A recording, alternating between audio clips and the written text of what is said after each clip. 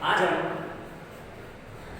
Science और technology के जमात बहूम का सबक फर्जियात इस सबक के बारे में मालूमात हासिल करेंगे। इससे पहले हम कुछ बुनियादी चीज़ें या हमारी रोज़मर्रा ज़िंदगी की कुछ दूसरी चीज़ों के बारे में या हमारे घर की जो दूसरी चीज़ें मौजूद होती है, बहुत सारी जानदार और गैर जानदार चीज़ें, इनके बारे में थोड़ी सी मालूमात हम देख लेते हैं।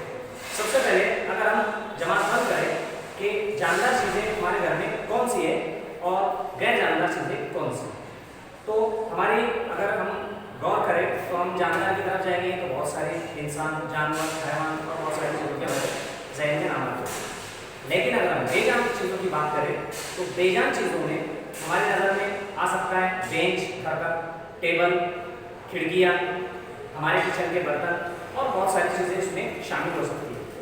लेकिन यहाँ पर अब दोनों को जमात बंद करना, तो उससे पहले हमने जो बेजान चीज़ें देखी इसमें ये चीज़ें जिस तरह से हमने कहे कि ये बेंच भी हो सकता है,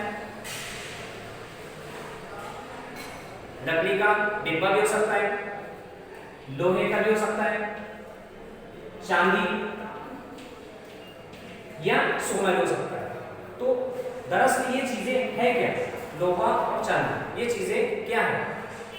इन चीजों को जमातबंद करते हुए हम सबसे पहले इस सबक में मालूमात हासिल करेंगे धातों की तबई खसूसियात, धातों और अधातों की तबई खसूसियात। हकीकतन धातें होती क्या है, इस सबक में हमको ज्यादा जोर देना है या इस पर मालूमात हासिल करना है कि धातें क्या होती है। जिस तरह से हमने यहाँ पर नाम लिखे हुए लोहा और चांदी, ये एक धात है। अब इन धातों की खसूसियात क्या होती है ये हम इस सबक में पढ़ेंगे। तो हमारा सबसे पहला टॉपिक है धातों की तबई खसूसियात।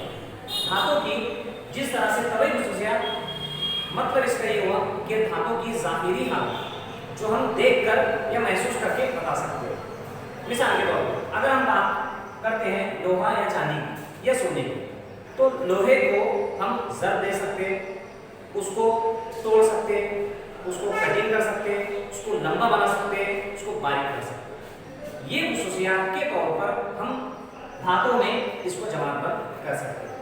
यहाँ पर हमको धातों में गूंज देखना है